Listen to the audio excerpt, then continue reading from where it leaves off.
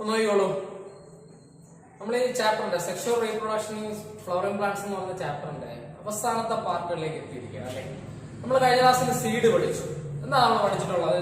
നമ്മൾ ഫസ്റ്റ് ചാപ്റ്ററിലെ പഠിച്ചതാണ്. After fertilisation ovary develops into fruit. After fertilisation ovary എന്തായി മാറുന്നു?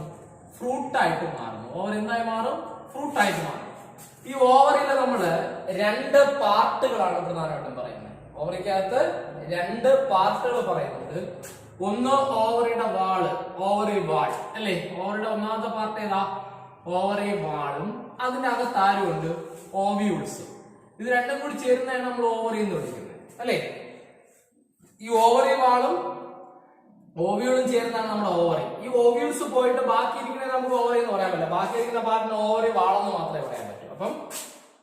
അപ്പൊ എന്തുൾപ്പെടെ ഒവ്യൂൾസ് ഉൾപ്പെടെയാണ് അല്ലെ, ഇൻക്ലൂഡിങ് ഒവ്യൂൾസ് നമ്മൾ എന്ത് വിളിക്കണം? ഓവറി എന്ന് വിളിക്കണം. അപ്പൊ നമ്മളിത് ഫെർട്ടിലൈസേഷൻ കഴിയുമ്പോൾ നമ്മൾ ഫെർട്ടിലൈസേഷനും ബാക്കി കാര്യങ്ങളെല്ലാം പറഞ്ഞതാണ്. ഫെർട്ടിലൈസേഷൻ കഴിയുമ്പോൾ ഓവർ ഫ്രൂട്ട് ആകും എന്ന് നമുക്കറിയാം. എങ്ങനെയാണ് ഈ ഓവർ ഫ്രൂട്ട് ആകുന്ന പറയുന്നത്?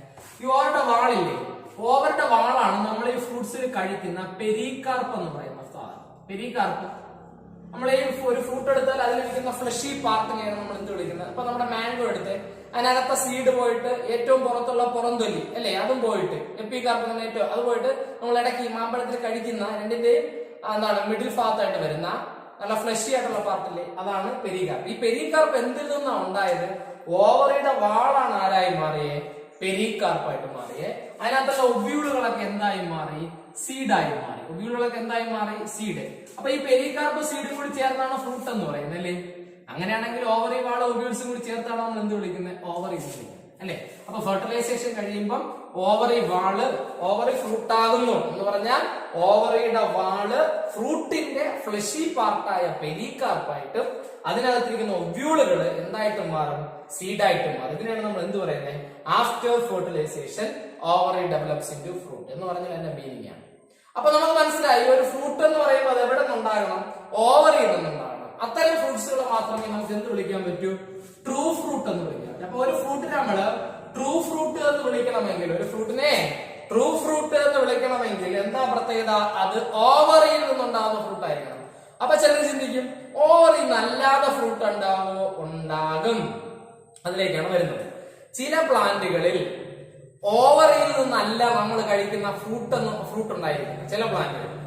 ഒരു എക്സാമ്പിൾ പറഞ്ഞാൽ ആപ്പിൾ അല്ലെ, നമ്മൾ കഴിക്കുന്ന ആപ്പിൾ, സ്ട്രോബെറി. അപ്പൊ ഈ ആപ്പിള്, സ്ട്രോബെറി പോലുള്ള പ്ലാന്റുകളിൽ അതിന്റെ തലാമസ് എന്ന് പറയുന്നൊരു പാർട്ടുണ്ട്. അതായത് ഓവറിയുടെ താഴെയായിട്ട് വരുന്നൊരു ഭാഗം. ഈ തലാമസ് ആണ് ബാക്കി പാർട്ടുകളെല്ലാം ഹോൾഡ് ചെയ്യുന്നത്. ഇവിടെ വരുന്ന ഒരു ഡിസ്ക് പോലത്തെ ഭാഗമാണ് നമ്മൾ എന്ത് പറയുന്നത്? തലാമസ്. ഈ ഓവറിയുടെ താഴെയായിട്ട് വരുന്ന ഒരു പാർട്ടുണ്ട്, അതാണ് എന്ത് പറയുന്നത്? തലാമസ്. ഈ തലാമസ് ആണ് എല്ലാ പാർട്ടുകളെയും ഹോൾഡ് ചെയ്യുന്നത്. ഈ ഓവറേയും അതിന്റെ സൈഡിൽ നിന്ന് പോകുന്ന സെപ്പല്, പെറ്റിൽ ഇങ്ങനെയുള്ള പാർട്ടുകളെല്ലാം വന്നിരിക്കുന്നത് എവിടുന്ന? തലാമസിൽ നിന്നാണ് അല്ലെ. അപ്പൊ ഓവറുടെ താഴെയായിട്ട് കാണുന്ന തലാമസ് എന്നൊരു പാർട്ടുണ്ട്.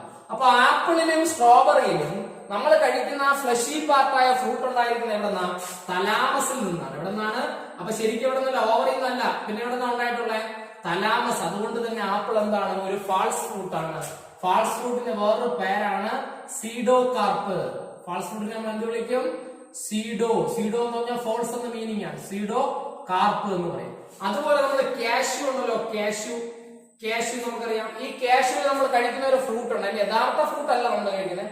അപ്പൊ ഒരു പെഡിസൽ ഡെവലപ്പ് ചെയ്ത ഫ്രൂട്ട്. അപ്പൊ കാഷ്യൂവില് അതിന്റെ ഈ കാണുന്നില്ലേ ഫ്ലവർ സ്റ്റോക്കിനെയാണ് നമ്മൾ എന്ത് വിളിക്കുന്നത്?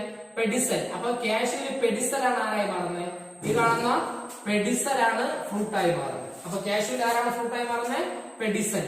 അപ്പൊ ഈ കാഷ്യൂവിലുള്ള ഫ്രൂട്ട്, ആപ്പിള്, സ്ട്രോബെറി, ഇതിനെല്ലാം നമുക്ക് എന്ത് വിളിക്കാം? ഫാൾസ് ഫ്രൂട്ട് അല്ലെങ്കിൽ സീഡോ കാർപ്പ്. കാരണം അത് ഇവിടെ നിന്ന് ഡെവലപ്പ് ചെയ്യുന്നതല്ല, ഓവറിയിൽ നിന്ന് ഡെവലപ്പ് ചെയ്യുന്നതല്ല. അപ്പൊ the fruit develop from any part of the flower other than ovary അല്ലെ. The fruit develop from any part of the flower അല്ലെങ്കിൽ any part of the plant other than ovary.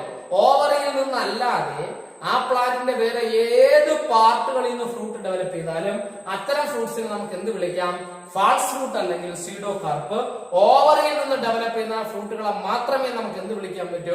True fruit. അപ്പൊ നമ്മൾ കഴിക്കുന്ന apple, strawberry തുടങ്ങിയ സാധനങ്ങളൊക്കെ ഒരു ഫ്ലവറിന്റെ തലാമസിൽ നിന്നാണ് form ചെയ്യുന്നത്. അപ്പൊ അത് ഫാൾസ് ഫ്രൂട്ട് അല്ലേ? കാഷ്യൂലുള്ള ഫ്രൂട്ട് അതെവിടെന്നാ? ആ ഫ്ലവറിന്റെ പെഡിസൽ, ഫ്ലവർ സ്റ്റോക്ക്, പൂവിന്റെ ഞെട്ടുണ്ടല്ലോ, ആ പെഡിസലിൽ നിന്നാണ് ഫോം ചെയ്യുന്നത്. അതും എന്താണ്? ഫാൾസ് ഫ്രൂട്ട് ആണ്. ഓക്കെ അല്ലേ? ക്ലിയർ ആണല്ലോ? അപ്പൊ ഫ്രൂട്ട് എന്താണെന്ന് മനസ്സിലായല്ലോ. അപ്പം ഓവറിയാണ് എന്തായി മാറിയത്? ഫ്രൂട്ട് ആയിട്ട് മാറിയത്. അപ്പൊ നമ്മൾ ഫാൾസ് ഫ്രൂട്ട് കണ്ടു, ട്രൂ ഫ്രൂട്ട് കണ്ടു. ക്ലിയർ? ഇനി നമ്മൾ മറ്റൊരു ടേം പഠിക്കാൻ പോകുന്നത് പാർത്തനോകാർപ്പിക് ഫ്രൂട്ട്.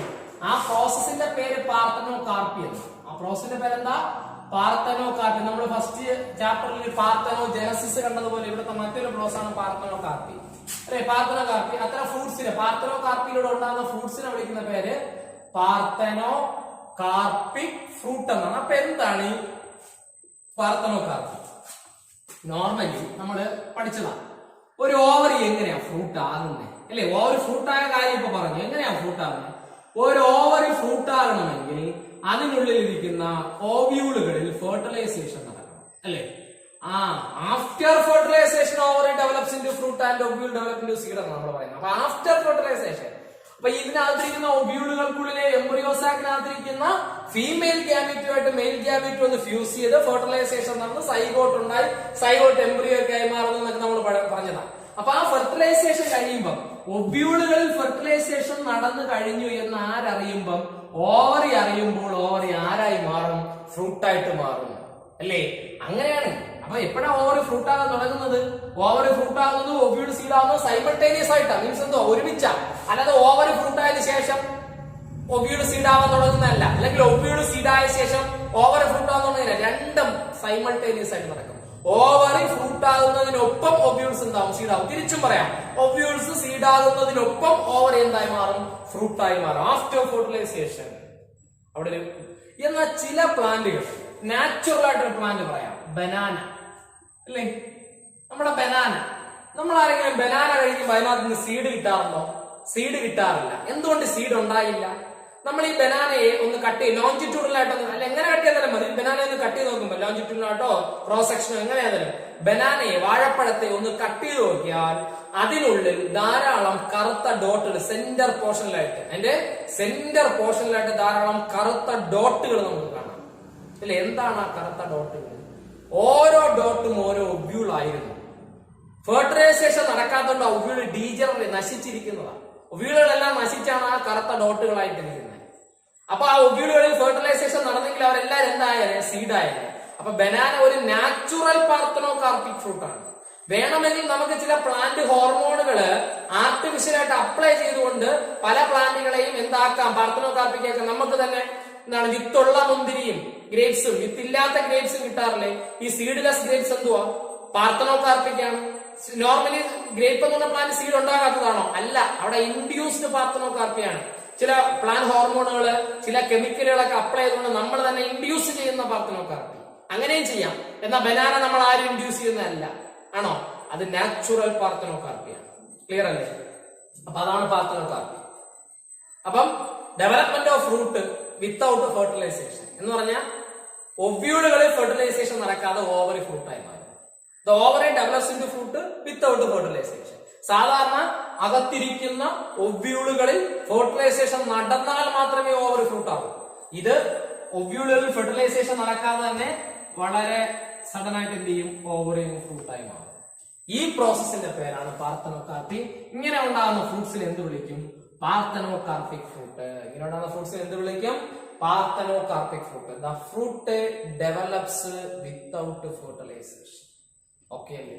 ക്ലിയർ അല്ലേ? ഇതാണ് പാർത്തനോകാർപ്പി. പാർത്തനോകാർപ്പി. ഓക്കെ.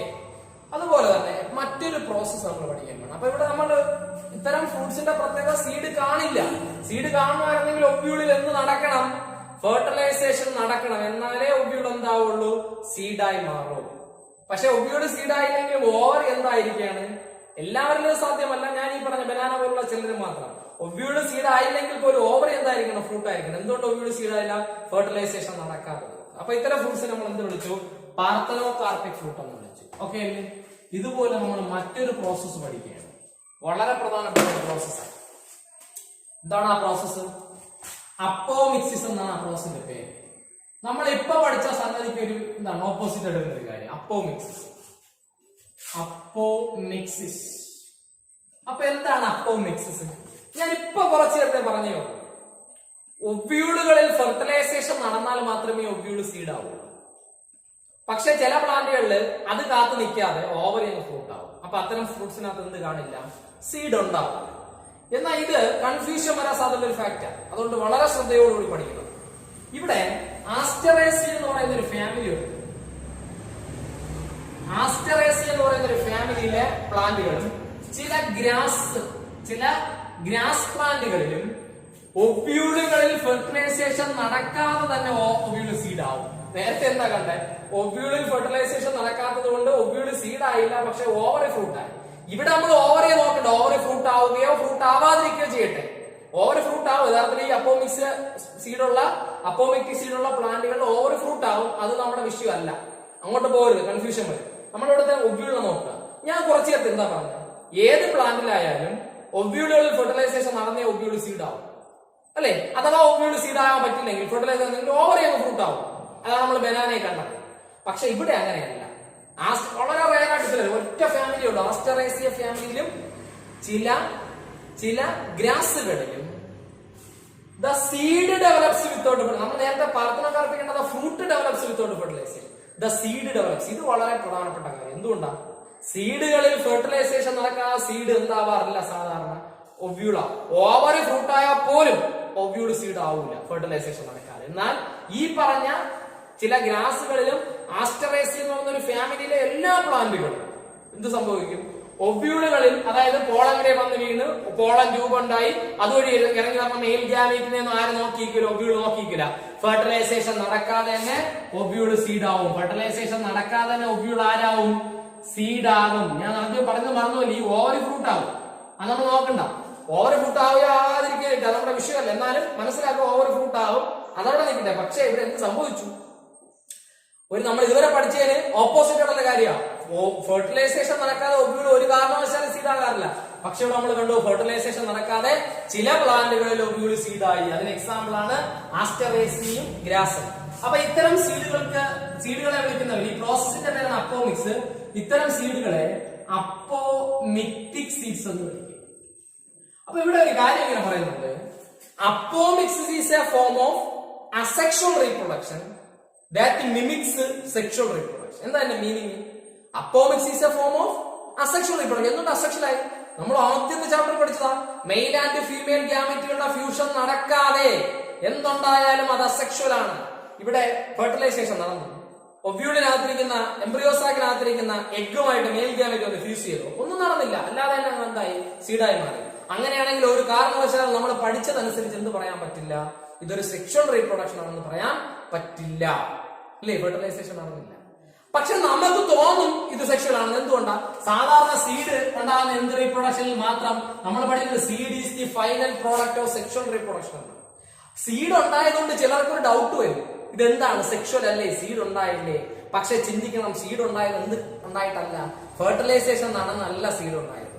അതാണ് ആദ്യമേ പറഞ്ഞേ, apomixis is a form of asexual reproduction that mimics sexual reproduction. Apomics is a form of asexual reproduction that mimics sexual reproduction. അല്ലേ? ഇപ്പൊ മിമിക്സ് എന്ന് പറഞ്ഞാൽ നമ്മൾ സാധാരണ മിമിക്സ് പല എടുക്കാറുണ്ട്. പല നടീനടന്മാരുടെ ശബ്ദവും പല രാഷ്ട്രീയ പൊളിറ്റീഷ്യൻസിന്റെ ഒക്കെ സൗണ്ട് പലരും ഇമിറ്റേറ്റ് ചെയ്യാറുണ്ട്. ഇപ്പൊ നമ്മള് എന്താണ് ഒരു സ്റ്റേജിന്റെ അടുത്തെവിടെയെങ്കിലും നിൽക്കുന്നു എന്ന് വിചാരിക്കുക. സ്റ്റേജില് നമ്മൾ സ്റ്റേജ് കാണുന്നില്ല, സ്റ്റേജിന്റെ അടുത്ത് ഏതെങ്കിലും ഒരു ഭാഗത്ത് നമ്മൾ നിൽക്കുകയാണ്.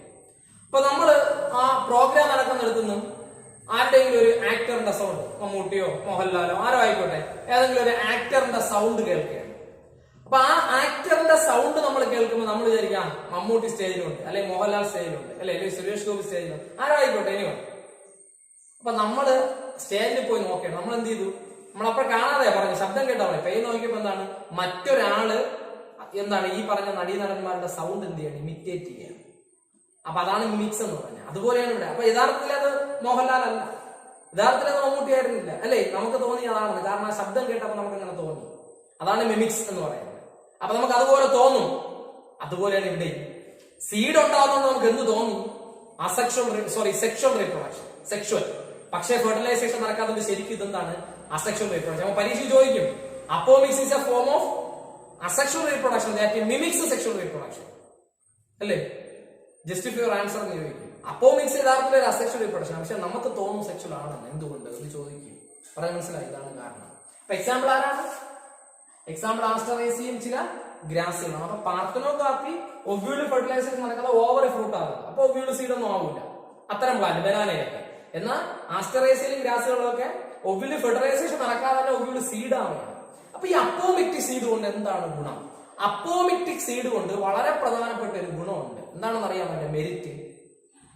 ഈ ഫെർട്ടിലൈസേഷൻ എന്ന് പറഞ്ഞാൽ നമുക്ക് മനസ്സിലാക്കാം, മെയിലും ഫീമെയിലും കൂടി ഫ്യൂസ് ചെയ്യണം, അതായത് മെയിൽ ഗ്യാമിറ്റും. അപ്പൊ അതിലുണ്ടാകുന്ന ഇൻഡിവിജ്വൽ, ഇപ്പൊ ഉദാഹരണത്തിന് നമുക്ക് തന്നെ നമ്മുടെ അച്ഛന്റെ ചില ക്യാരക്ടർ കിട്ടും, അമ്മയുടെ ചില ക്യാരക്ടർ കിട്ടും. കാരണം എന്താ? നമ്മള് male gamete female gamete fuse ചെയ്തുണ്ടായിരുന്നു അല്ലെ? രണ്ടുപേരിൽ നിന്നുള്ള ഓരോ ഗ്യാമിറ്റ്, മെയിലിൽ നിന്ന് ഫീമെയിലിൽ നിന്ന്. അതുപോലെയാണ് ഫെർട്ടിലൈസേഷൻ നടക്കുമ്പോൾ മെയിൽ ഗ്യാമിറ്റും ഫീമെയിൽ ഗ്യാമിറ്റും ഫ്യൂസ് ചെയ്യണം. അവിടെ രണ്ട് ക്യാരക്ടറുകൾ ഒന്നിച്ച് ചേരണം അല്ലെ? അപ്പൊ രണ്ടുപേരുടെയും ക്വാളിറ്റി ഉള്ള പുതിയൊരു ഓസ്പ്രിങ് ആയിരിക്കും ഉണ്ടാകുന്നത്, പുതിയൊരു ജനറേഷൻ ആയിരിക്കും ഉണ്ടാകുന്നത്. അപ്പം ഒരു കർഷകൻ, ഒരു ഫാർമർ ഒരു സ്ഥലത്ത് പോയിട്ട്, എവിടെയാണ് നല്ല സീഡ് വാങ്ങാൻ കിട്ടുന്നത് ആ സ്ഥലത്ത് പോയിട്ട് ഒരു സീഡ് വാങ്ങിക്കൊണ്ടുവന്ന അപ്പോമിക് സീഡാണ്. എന്തിനു വേണ്ടി? അയാളുടെ ഫാം ലാൻഡ്, കൃഷിയിടത്തിൽ എന്ത് ചെയ്യാൻ? കൃഷി ചെയ്യാൻ വേണ്ടി. അപ്പൊ അദ്ദേഹം കൊണ്ടുവന്ന അപ്പോമിക് സീഡാ മറന്നുപോലും. അദ്ദേഹം കൊണ്ട് എന്ത് ചെയ്തു? കൃഷി ചെയ്യാൻ അല്ലെ? ചെടികളൊക്കെ വളർന്നു വന്നു, പൂവുണ്ടായി, സീഡ് ഉണ്ടായി അല്ലെ? ആ സീഡ് കളക്ട് ചെയ്ത് എന്തിനാ? അടുത്ത് വീണ്ടും എന്ത് ചെയ്യാൻ? കൃഷി ഇറക്കാൻ അല്ലെ? അടുത്ത് വീണ്ടും ഇവിടെ കൃഷി ചെയ്യണ്ടേ? അതിനാണ് സീഡ് കളക്ട് ചെയ്ത്. ആ സീഡ് വീണ്ടും നട്ട് മുളപ്പിച്ചാൽ ആ മുളച്ചു വരുന്ന ചെടിക്ക് പഴയ ചെടി, നേരത്തെ ആ ഫാം ലാൻഡിൽ നിന്ന് അല്ലെങ്കിൽ ആദ്യമായിട്ട് അദ്ദേഹം സീഡ് വാങ്ങിക്കൊണ്ട് നട്ടപ്പോൾ മുളച്ചു വന്നില്ലേ ചെടി, ആ ചെടിയുടെ സെയിം ക്യാരക്ടർ ആയിരിക്കും. എന്തുകൊണ്ടാണ്? ഈ സീഡ് ഉണ്ടായത് ഫെർട്ടിലൈസേഷൻ നടന്നിട്ടല്ല. അപ്പൊ ആ പാരന്റിന്റെ അതേ ക്യാരക്ടർ ഇന്ന് കിട്ടി. പക്ഷെ നിങ്ങൾ ഫെർട്ടിലൈസേഷൻ നടക്കുന്ന അവസ്ഥ ആലോചിച്ച് നോക്കും. ഫെർട്ടിലൈസേഷൻ എന്തെങ്കിലും ഫ്ലവേഴ്സ് നമ്മൾ എന്ത് ചെയ്യുന്നു? പോളിനേഷൻ നടക്കുന്നു, ഫെർട്ടിലൈസേഷൻ നടക്കുന്നു. അവിടെ മെയിൽ പാരന്റെയും ഫീമെയിൽ പാരന്റെയും കൂടി ക്യാരക്ടർ ചേർന്നായിരിക്കും അടുത്ത ജനറേഷൻ. ഇവിടെ അങ്ങനെ വരില്ല. അവിടെ നിൽക്കുന്ന എല്ലാ ചെടികൾക്കും ഒരേ ക്യാരക്ടറാണ്. അപ്പൊ യഥാർത്ഥം പറഞ്ഞാൽ തമ്മിൽ പോളിനേഷൻ നടന്നാൽ പോലും നടക്കേണ്ട കാര്യമില്ല. അവിടെ മെയിൽ ഗ്യാമീറ്റ് വന്ന് ഫീമെയിൽ എഗ്ഗുമായിട്ട് ഫ്യൂസ് ചെയ്യാതെ തന്നെ ഒബ്യൂൾ സീഡ് ആകുന്നുണ്ട്. കാരണം ഞാൻ പറഞ്ഞു, എത്ര ജനറേഷൻ ഇങ്ങനെ കഴിഞ്ഞാലും ആദ്യമായിട്ട് ആ കർഷകൻ, ആ ഫാർമർ വാങ്ങിക്കൊണ്ട് നട്ട ആ സീഡിലെ, ആ സീഡിന്റെ അല്ലെങ്കിൽ അതിൽ നിന്ന് മുളച്ചു വന്ന ആ ചെടിയുടെ ക്യാരക്ടർ ആയിരിക്കും എത്ര ജനറേഷൻ കഴിഞ്ഞാലും. കാരണം ഒരു ജനറേഷനിൽ പോലും അടുത്ത എന്താണ് അല്ലെങ്കിൽ ഒരു ജനറേഷനിൽ പോലും ഫെർട്ടിലൈസേഷൻ നടക്കുന്നില്ല. അടുത്ത ജനറേഷൻ ഉണ്ടാകുന്ന എന്ത് നടക്കാതെയാ? ഫെർട്ടിലൈസേഷൻ നടക്കാതെയാ. അവിടെ മെയിലിന്റെയും ഫീമെയിലിന്റെയും ക്യാരക്ടർ ഒരുമിച്ച് ചേരണ്ട, അല്ലെങ്കിൽ മെയിൽ ഗ്യാമീറ്റ് ഫീമെയിൽ ഗ്യാമീറ്റ് ഒരുമിച്ച് ചേരാത്തത് കൊണ്ട് പുതിയൊരു കോമ്പിനേഷനുള്ള പുതിയൊരു ടൈപ്പ് പ്ലാന്റ് ഉണ്ടാകേണ്ട ചാൻസ് ഇല്ല. അപ്പൊ ഒന്നുകൂടി ഞാൻ പറയാണ്, അപ്പോമിക്സ് എന്ന് പറഞ്ഞാൽ മെയിൽ ഗ്യാമീറ്റ് ഒന്ന് എഗ്ഗുമായിട്ട് ഫ്യൂസ് ചെയ്യാതെ തന്നെ ഒബ്യൂൾ സീഡ് ആവുകയാണ്. അങ്ങനെയുള്ള സീഡുകളാണ് നമ്മൾ കൊണ്ട് മണ്ണി നട്ടത് അല്ലെ, അല്ലെങ്കിൽ കർഷകൻ കൊണ്ട് നട്ടത്. അപ്പൊ അദ്ദേഹം അല്ലെങ്കിൽ അദ്ദേഹം എന്ത് ചെയ്തു? പാടത്തിട്ട വിത്ത് മുളച്ചു വരും, അത് ചെടിയായി മാറും, ചെടി വളർന്ന് വലുതാകും, അതിൽ ഫ്ലവർ ഉണ്ടാകും. ഫ്ലവർ ഉണ്ടാകുമ്പോൾ അതിനകത്തുള്ള ഒബ്യൂളുകൾ ഫെർട്ടിലൈസേഷൻ നടക്കാതെയാണ് സീഡായി മാറുന്നത്. ഫെർട്ടിലൈസേഷൻ നടക്കാതെ, മനസ്സിലായിക്കോളാം. ഫെർട്ടിലൈസേഷൻ നടക്കാതെ എന്ന് പറയുമ്പോൾ അതിന്റെ ഒരു പാരന്റിന്റെ ക്യാരക്ടർ, അതായത് ആ ഫ്ലവർ നിൽക്കുന്നില്ലേ, ആ പ്ലാന്റിന്റെ സെയിം ക്യാരക്ടർ ആയിരിക്കും അതുകൊണ്ടാണ് സീഡിന്. ഫെർട്ടിലൈസേഷൻ നടന്നിട്ടില്ല. ഫെർട്ടിലൈസേഷൻ നടന്നാലോ മറ്റേതെങ്കിലും ഒരു പ്ലാന്റ് പോളഗ്രേനായിരിക്കും വരുന്നത്, ആ പാടത്തേക്ക് നിൽക്കുന്ന മറ്റൊരു പ്ലാന്റ് പോളഗ്രേ വന്നു. ഇവിടെ പോളഗ്രേ വന്ന് വീണാൽ പോലും കാര്യമില്ല, വീടൂല നമുക്ക് ഉറപ്പിച്ചു പറയാൻ പറ്റൂ. അടുത്തടുത്തടുത്ത് പ്ലാന്റ് ഇരിക്കുകയാണ്, മറ്റൊരു ചെറിയ പോളഗ്രേ വന്ന് വീഴുന്നു. അതിന്റെ മെയിൽ ഗ്യാമീറ്റ് ഒരിക്കലും എവിടെ എത്തുന്നതിന് മുമ്പ് അങ്ങ് ഒബ്യൂളുകളിലെത്തി ഫീമെയിൽ എഗ്ഗുമായിട്ട് ഫ്യൂസ് ചെയ്യുന്നതിന് മുമ്പ് തന്നെ അവിടെ ഓൾറെഡി ആ ഒബ്യൂൾ എന്തായിട്ടുണ്ട്? സീഡ് ആയിട്ടുണ്ട്. അവിടെ മെയിൽ ഗ്യാമീറ്റ് വേണ്ട, ഫെർട്ടിലൈസേഷൻ നടക്കാതെ തന്നെ എന്തുണ്ടാകുന്നുണ്ട്? സീഡ്. അപ്പൊ ഞാൻ ഈ എക്സാമ്പിൾ പറയുന്ന കൺഫ്യൂഷൻ വരുന്നത്, അപ്പൊ ഒരു നല്ല ക്വാളിറ്റി ഉള്ള ഒരു പ്ലാന്റ് അല്ലെങ്കിൽ ഒരു വെറൈറ്റി ആയിട്ടുള്ള പ്ലാന്റിന്റെ സീഡ് കൊണ്ട് മുളപ്പിച്ചാൽ അത് അപ്പോമിക് സീഡ് ആണെങ്കിൽ അതിന്റെ എത്ര ജനറേഷൻ കഴിഞ്ഞാലും ക്യാരക്ടറിൽ വ്യത്യാസം വരില്ല. കാരണം അവിടെ എന്തില്ല? ഫെർട്ടിലൈസേഷൻ ഇല്ല. ഓക്കെ അല്ലേ? അതാണ് അപ്പോമിക്സ്. ക്ലിയർ? അപ്പൊ നമ്മള് ലാസ്റ്റ് ഒരു ടേം കൂടി ചാപ്റ്ററിനകത്ത് പഠിക്കാനുണ്ട്. ആ ടേം ആണ് പോളി എംബ്രിയോണി. എന്താണ് ഈ പോളി എംബ്രിയോണി? വളരെ സിമ്പിൾ ആയിട്ടുള്ള ഒരു കാര്യം അല്ലെ. നമ്മൾ ഒബ്യൂളിന്റെ സ്ട്രക്ചർ പഠിച്ചിട്ടുള്ളോ?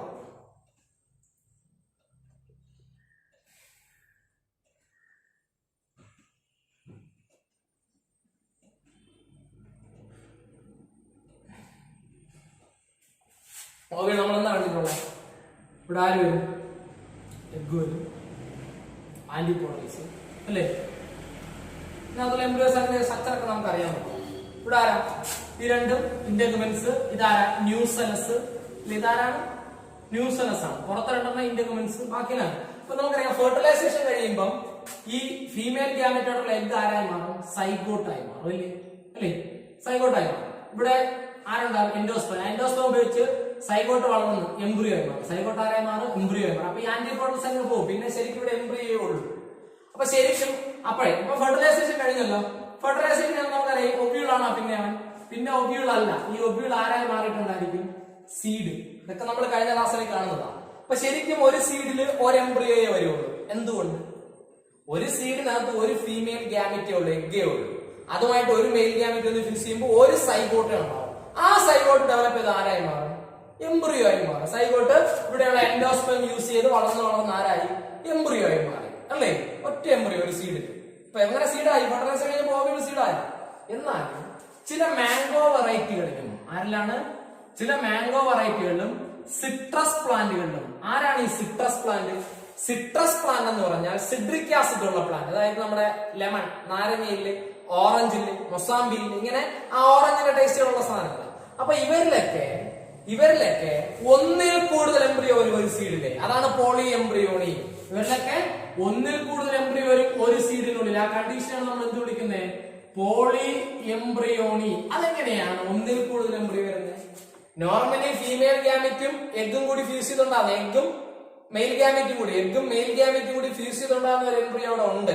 അല്ലാതെ തന്നെ ഈ ഇതിന് ചുറ്റും ഇരിക്കുന്ന എംബ്രിയോസാക്കിന് ചുറ്റും ഇരിക്കുന്ന ടിഷ്യൂന്റെ പേരെന്താ? ന്യൂസെലസ്. ഈ ടിഷ്യൂ ഓർമ്മയുണ്ടല്ലോ. ഈ ടിഷ്യൂ നമ്മൾ എന്താ വിളിക്കുന്നത്? ന്യൂസെലസ് എന്നാണ് വിളിക്കുന്നത്. ഈ ന്യൂസെലസിലുള്ള ചില സെല്ലുകൾ സ്റ്റാർട്ട് ടു ഡിവൈഡ്. എന്ത് ചെയ്യാൻ തുടങ്ങും? ഡിവൈഡ് ചെയ്യാൻ തുടങ്ങും. ന്യൂസെലസിലെ ചില സെല്ലുകൾ എന്ത് ചെയ്യും? Start to divide and protrude into the embryo sac. എന്നിട്ട് എവിടെ എത്തും? അത് പ്രൊട്രൂഡ് ചെയ്യും. എവിടേക്ക് ഇടിച്ചു കയറും? എംബ്രിയോസാക്കിനകത്തേക്ക് ഇടിച്ചു കയറിയിട്ട് ആരായി മാറി? എംബ്രിയോ ആയി മാറി. അപ്പൊ ഉണ്ടാവും ഒരു എംബ്രിയോ കൂടെ ഉണ്ടായല്ലോ. അതുപോലെ ന്യൂസെലസിലെ ഒരു സെല്ലല്ല, ന്യൂസെലസിലെ പല സെല്ലുകൾ. ഇവിടെ ഇരിക്കുന്ന ഒരു സെൽ എന്ന് വിചാരിച്ചോ, അതിന്റെ ഡിവൈഡ് ചെയ്ത് ഇവിടെ എത്തും? എംബ്രിയോസാക്കിന്റെ അകത്തെത്തി. കണ്ടോ? വീണ്ടും അവൻ ആരായി മാറി? എംബ്രിയോ. അപ്പൊ ഇപ്പൊ തന്നെ 3 എംബ്രിയോ ആയി. നോർമലി ഒരു എംബ്രിയോ ഉണ്ടായിരുന്നു. ന്യൂസെലസിലെ സെല്ലുകൾ ഡിവൈഡ് ചെയ്ത് വീണ്ടും 2 എംബ്രിയോ. ഇനി ഉണ്ടാകാം 1, 2, 3, 5 എത്ര എണ്ണം ഉണ്ടാകാം ഇങ്ങനെ. അപ്പൊ എന്താ കണ്ടീഷൻ? ഈ കണ്ടീഷന്റെ പേരാണ് പോളി എംബ്രിയോ. ഇപ്പൊ ഒരു സീഡിൽ ഒന്നിൽ കൂടുതൽ എംബ്രിയോ അല്ലെ, more than 1 embryo in a seed. ഈ കണ്ടീഷനാണ് എന്ത് വിളിക്കുന്നത്? Poly embryo. എങ്ങനെ വന്നതാ? നോർമലി എഗ്ഗിനോട് മെയിൽ ഗ്യാമറ്റ് ഫ്യൂസ് ചെയ്ത് അങ്ങനെ ഉണ്ടായി സൈഗോട്ട്, അതിൽ നിന്നൊരു എംബ്രിയോ ഉണ്ടായി, നോർമൽ ആയിട്ടുള്ള ഒരു എംബ്രിയോ. അതിനു പുറമെ cells of the nucellus start to divide and protrude into the embryo sac അല്ലേ. Cells of nucellus start to divide and protrude into the embryo sac and forms in the embryo. എന്തായി മാറുന്നു? Embryo ആയി മാറുന്നു. അപ്പൊ ന്യൂസെലസിന്റെ സെല്ലുകൾ ഡിവൈഡ് ചെയ്തിട്ട് എങ്ങോട്ട് ഇടിച്ചു കയറാണ്? എങ്ങോട്ട് പ്രൊട്രൂഡ് ചെയ്യാണ്? എംബ്രിയോസാക്കിനുള്ളിലേക്ക്. അവിടെ എത്തിത്താരായെന്ന് പറയാം എംബ്രിയോ. അങ്ങനെ നോക്കുമ്പോൾ ഒരു സീഡിൽ ഒന്നിൽ കൂടുതൽ എംബ്രിയോ കണ്ടില്ലേ? കണ്ടോ ഇല്ലേ? അപ്പൊ ഈ കണ്ടീഷൻ വിളിക്കുന്നവർ ഒരു സീഡിനുള്ളിൽ ഒന്നിൽ കൂടുതൽ എംബ്രിയോ എന്ന കണ്ടീഷൻ നമ്മൾ എന്ത് വിളിച്ചു? Poly embryo. എവിടെയാ? ചില മാംഗോ വെറൈറ്റീസിലും സിട്രസ് പ്ലാന്റുകളിലും നമുക്ക് എന്ത് കാണാൻ പറ്റും? ഈ പോളി എംബ്രിയോണിക് കണ്ടീഷൻ കാണാൻ പറ്റും. അപ്പൊ നമ്മൾ കുറെ എക്സാമ്പിൾസ് പഠിച്ചു, മറന്നുപോരുത്. പലതിനും എക്സാമ്പിൾ നമ്മൾ പഠിച്ചു. എന്തിനൊക്കെയാണ് നമ്മൾ എക്സാമ്പിൾ പഠിച്ചു? നമ്മൾ കഴിഞ്ഞ ക്ലാസ്സിൽ പഠിച്ച പെരിസ്പേം ഉണ്ട് അല്ലെ. പെരിസ്പേം എന്താ? പെരിസ്പേം സാധാരണ എംബ്രിയോസാക്ക് ഡെവലപ്മെന്റ് കംപ്ലീറ്റ് ആകുമ്പോൾ ന്യൂസെലസ് എന്ത് ചെയ്യണ്ട? തീർന്നു പോകേണ്ടത്. ആര് കൺസ്യൂം ചെയ്യുന്നുണ്ട്? എംബ്രിയോ. എന്നാൽ ചില പ്ലാന്റുകളിൽ എംബ്രിയോസാക്കിന്റെ ഡെവലപ്മെന്റ് കംപ്ലീറ്റ് ആയിട്ട് കുറച്ച് പെരിസ്പേം ബാക്കി ഉണ്ടായിരിക്കും, യൂസ് ചെയ്തിട്ട് ബാക്കി. ആ ന്യൂസെലസിനെ എന്ത് വിളിക്കുന്നത്? പെരിസ്പേം. ഇതിന് എക്സാമ്പിൾ നമ്മൾ ആരെ പഠിച്ചേ? പെപ്പർ, ബ്ലാക്ക് പെപ്പറാണ് പഠിച്ചത്. ബ്ലാക്ക് പെപ്പർ നമ്മൾ കുരുമുളക് എന്ന് പറയും, ഓർമ്മയുണ്ടല്ലോ. അതുപോലെ നമ്മൾ ഡോർമൻസി പഠിച്ചു. എന്താ ഡോർമൻസി? ഒരു സീഡ് മണ്ണിലിട്ടാൽ അത് മുളയ്ക്കേയില്ല, എന്നാൽ നശിച്ചു പോവുകയില്ല. കുറെ നാള് അത് ആ സീഡിനുള്ളിലെ എംബ്രിയോ ഇനാക്റ്റീവ് ആയിട്ട്. നമുക്കറിയാം ഒരു സീഡ് മുളയ്ക്കുന്നു പറഞ്ഞാൽ അതിനകത്തിരിക്കുന്ന എംബ്രിയോയുടെ റാഡിക്കൽ റൂട്ടും പ്രിമ്യൂളർ ഷൂട്ടും ആകുമ്പോഴാണ് എന്ത് പറയുന്നത്? നമ്മളൊരു വിത്ത് മുളച്ചു, സീഡ് ജെർമിനേറ്റ് ചെയ്യുന്നു പറയുന്നത്. ഇതെന്താ സംഭവം? ആ അൺഫേവറബിൾ കണ്ടീഷൻ ആയിട്ട് ആ സീഡ് മുളയ്ക്കില്ല, മണ്ണിൽ തന്നെ കിടക്കും. കുറെ നാൾ കഴിഞ്ഞ് ഫേവറബിൾ കണ്ടീഷൻ വരുമ്പോൾ മാത്രമേ മുളയ്ക്കൂ. അത്രയും നാൾ അതിനുള്ളിൽ എംബ്രിയോ ഏത് സ്റ്റേജിലാ? ഇനാക്റ്റീവ് സ്റ്റേജിലാണ്. 10,000 വർഷം വരെ ഇനാക്റ്റീവ് സ്റ്റേജിൽ ഇരിക്കാൻ കപ്പാസിറ്റി ഉള്ള പ്ലാന്റ് ഉണ്ട്. 10,000 വർഷം. കേട്ടോ നിങ്ങള്? ലുപ്പൈനസ് ആർട്ടിക്കസ് എന്ന് പറഞ്ഞൊരു പ്ലാന്റ് ഉണ്ട്. ലുപ്പൈനസ് ആർട്ടിക്കസ്. ഇതിന്റെ ഡോർമൻസി പീരീഡ് 10,000 വർഷമാണ്. എന്ന് പറഞ്ഞാൽ അതിന്റെ മീനിങ് ഈ സീഡ് മണ്ണിൽ കൊണ്ടിട്ട 10,000 വർഷം കഴിഞ്ഞ് മുളയ്ക്കൂ എന്നല്ല. അവിടെ അങ്ങനെ തെറ്റിദ്ധരിക്കരുത്. 1 വർഷം കഴിഞ്ഞപ്പോ അല്ലെങ്കിൽ 10 ദിവസം കഴിഞ്ഞപ്പോഴോ, 1 മാസം കഴിഞ്ഞപ്പോഴോ, 1 വർഷം കഴിഞ്ഞപ്പോഴോ ഫേവറബിൾ കണ്ടീഷൻ കിട്ടിയെന്ന് വിചാരിക്കുക, അപ്പോഴത് മുളയ്ക്കും. ഇത് മുളയ്ക്കാതെയും നശിച്ചു പോകാതെയും മണ്ണിൽ 10,000 വർഷം വരെ സർവൈവ് ചെയ്യാൻ പറ്റുമെന്നാണ് എന്റെ മീനിങ്. അല്ലാതെ ഒരു ലുപ്പൈലസ് ആർട്ടിക്കസിന്റെ വിത്ത് കൊണ്ട് മണ്ണിലിട്ടാൽ 10,000 വർഷം കഴിഞ്ഞ് മുളയ്ക്കൂ എന്നൊരു മീനിങ് ഇല്ല. അഥവാ ഈ വിത്ത് മണ്ണിൽ വീഴുന്ന സമയം അൺഫേവറബിൾ കണ്ടീഷൻ ആണെങ്കിൽ അതിന് 10,000 വർഷം വരെ വേണമെങ്കിലും പിടിച്ചു നിൽക്കാം, മുളയ്ക്കാതെയും നശിച്ചു പോകാതെയും. 10,000 വർഷം കഴിഞ്ഞ് മുളയ്ക്കേണ്ട കപ്പാസിറ്റി ഉണ്ടായി. ഇനി 1 മാസം കഴിയുമ്പോൾ ഫേവറബിൾ കണ്ടീഷൻ വന്നാൽ 1 മാസം കഴിഞ്ഞ് മുളയ്ക്കും.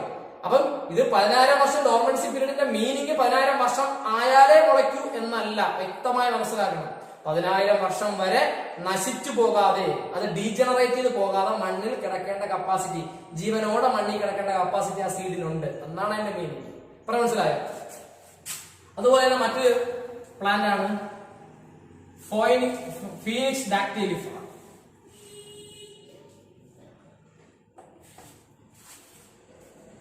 ഫീനിക്സ് ഡാക്ടൈലിഫ. ഇതിന് 2000 വർഷം വരെയാണ് ഇതിന്റെ ഡോർമൻസി പീരീഡ്. എന്തായാലും മീനിങ് ഡോർമൻസി പീരീഡ്. ഇതിന്റെ എംബ്രിയോയ്ക്ക്, ഇതിന്റെ ഈ സീഡിലുള്ള എംബ്രിയോയ്ക്ക് 2000 വർഷം വരെ എന്ത് ചെയ്യാം, ഡെവലപ്പ് ചെയ്യാതെ തന്നെ ജീവനോടെ അങ്ങനെ ഇരിക്കാൻ പറ്റും, അല്ലെങ്കിൽ ഡോർമൻസി പീരീഡിൽ ഇരിക്കാൻ പറ്റും. ഇനി ഈ 2000 വർഷം വരെ പോകണ്ട, ഒരു 10 2-3 മാസം അല്ലെങ്കിൽ ഒരു 10 വർഷം 20 വർഷം കഴിഞ്ഞപ്പോൾ ഡോർമൻസി പീരീഡ് ഫേവറബിൾ കണ്ടീഷൻ കിട്ടിയെന്ന് വിചാരിക്കുക. ഒരു സീഡിന് ജെർമിനേറ്റ് ചെയ്യേണ്ട എല്ലാ ഫേവറബിൾ കണ്ടീഷനും കിട്ടി, അപ്പോഴൊക്കെ ജെർമിനേറ്റ് ചെയ്യും. അല്ല 2000 വർഷം വരെ നോക്കിയിരിക്കൂല. അപ്പൊ 2000 വർഷമാണ് ഇതിന്റെ ഡോർമൻസി പീരീഡ് എന്ന് പറഞ്ഞാൽ എന്റെ മീനിങ് ഒന്നുകൂടി പറയാണ്. 2000 വർഷം വരെ വേണമെങ്കിലും മുളയ്ക്കാതെ ജീവനോടുകൂടി എവിടെ കിടക്കാൻ പറ്റും, മണ്ണിൽ അവശേഷിക്കാൻ പറ്റും. അതാണ് ഇതിന്റെ മീനിങ്. ഓക്കെ അല്ലേ? അപ്പൊ നമ്മൾ പഠിച്ച എക്സാമ്പിൾസ് ഒന്ന് ഓർമ്മിപ്പിക്കാൻ. അപ്പൊ നമ്മളിന്ന് ഫാൾസ് ഫ്രൂട്ട് അല്ലെങ്കിൽ എന്ന് പറഞ്ഞു, ഫാൾസ് ഫ്രൂട്ട് അല്ലെങ്കിൽ സീഡോ കാർപ്പ് പറഞ്ഞില്ലേ? ഫാൾസ് ഫ്രൂട്ട് അല്ലെങ്കിൽ സീഡോ കാർപ്പ് ആരാ എക്സാമ്പിൾ പറഞ്ഞേ? ആപ്പിൾ പറഞ്ഞു അല്ലേ, സ്ട്രോബെറി പറഞ്ഞു, കാഷ്യൂ പറഞ്ഞു അല്ലേ. ഓവറി നല്ലാതെ ഫ്രൂട്ട്സ് ആപ്പിളിലും സ്ട്രോബെറിയിലും തലാമസിലും പിന്നെ കാഷ്യൂലാണെങ്കിൽ പെഡിസലും ആണ് ഫ്രൂട്ടായി മാറുന്നത്. അത് കഴിഞ്ഞ് നമ്മുടെ പാർത്തനോ കാർപ്പിക്ക് ആരാ എക്സാമ്പിൾ പറഞ്ഞു? ബനാന എക്സാമ്പിൾ പറഞ്ഞു. പാർത്തനോ കാർപ്പിക്ക് ആരാ എക്സാമ്പിൾ പറഞ്ഞു? The fruit develops without fertilisation. അത് കഴിഞ്ഞ് apomixis, the seed develop without fertilisation ആരാ എക്സാമ്പിൾ പറഞ്ഞു? ഒരു ഫാമിലിയാണ്, ഒരു പ്ലാന്റിന്റെ പേരല്ല കേട്ടോ, ഒരു ഫാമിലിയാണ്, ആസ്റ്ററേസിയെ. പിന്നെ ചില ഗ്രാംസുകള്. അടുത്ത ലാസ്റ്റ് നമ്മൾ പോളി എംബ്രിയോണി പറഞ്ഞു. ഒന്നിൽ കൂടുതൽ എംബ്രിയോ ഒരു സീഡ് വരുന്നത്. എന്താ സംഗതി? നോർമലി ഉണ്ടാകുന്ന ഒരു എംബ്രിയോയ്ക്ക് പുറമെ എഗ്ഗിൽ നിന്നുണ്ടാകുന്ന അല്ലെങ്കിൽ എഗ്ഗ് സൈഗോട്ടായിട്ട് അതിൽ നിന്നുണ്ടാകുന്ന എംബ്രിയോ, അതിന് പുറമെ ന്യൂസിലസിലെ സെല്ലുകൾ ഡിവൈഡ് ചെയ്തിട്ട് എങ്ങോട്ട് പ്രൊട്രൂഡ് ചെയ്യും, എംബ്രിയോസ് ആക്കിയിട്ടുണ്ട്. അങ്ങനെയാണ് ഒരു സീഡിൽ ഒന്നിൽ കൂടുതൽ എംബ്രിയോ വരുന്നത്. ആരാ പറഞ്ഞ? ചില ചില മാംഗോ വെറൈറ്റീസും പിന്നെ ആരുവാ, സിട്രസ് പ്ലാന്റ്സ്. ഓക്കെ അല്ലേ? ഇതൊന്നും മറന്നു വരുന്നു. ഇതൊക്കെ എന്താ? പെരിസ്പെർ remnants of nucellus are persistent. This persistent nucellus is നമ്മൾ വേറെ ക്ലാസ്സിൽ പഠിച്ച is called പെരിസ്പെർ. അതുപോലെ ഡോർമൻസി, ഫാൾസ് ഫ്രൂട്ട് അല്ലെങ്കിൽ സീഡോകാർപ്പ്, പാർത്തനോകാർപ്പി, അപ്പോമിക്സ്, പോളിയെംബ്രിയോണി. അപ്പൊ ഇതിന്റെയൊക്കെ എക്സാമ്പിളുകൾ വളരെ ക്ലിയർ ആയിട്ട് ഓർമ്മിച്ചിരിക്കുക. അപ്പൊ ഇത്രയുമാണ് നമ്മുടെ second chapter, sexual reproduction in flowering plants. ഈ ചാപ്റ്റർ നമ്മൾ 3 പാർട്ടാക്കിയാണ് പഠിച്ചത്. പ്രീ ഫെർട്ടിലൈസേഷൻ ഇവന്റ്സിൽ എന്തൊക്കെ പറഞ്ഞു? 2 ഇവന്റുകൾ, ഗ്യാമറ്റോജനസും ഗ്യാമറ്റോൺ, അതായത് മൈക്രോസ്പോറോജനസും മെഗാസ്പോറോജനസും വരുമ്പോൾ ഗ്യാമറ്റോജനസ്, പോളിനേഷൻ വരുമ്പോൾ ഗ്യാമറ്റോട്രാൻസ്. അതിന് ഫെർട്ടിലൈസേഷൻ പറഞ്ഞു. എന്ത് ഫെർട്ടിലൈസേഷൻ? ആൻജിയോസ്പേംസിലെ double fertilisation. അങ്ങനെ ഉണ്ടായ സൈഗോട്ടിന്റെ ഡെവലപ്മെന്റ് ആണ് നമ്മൾ ഇതുവരെ പഠിച്ച പോസ്റ്റ് ഫെർട്ടിലൈസേഷൻ ഇവന്റ്സ്. ഓക്കെ അല്ലേ? അപ്പൊ ഇത്രയുമാണ് നിങ്ങളുടെ second chapter, sexual reproduction in flowering plants. Okay.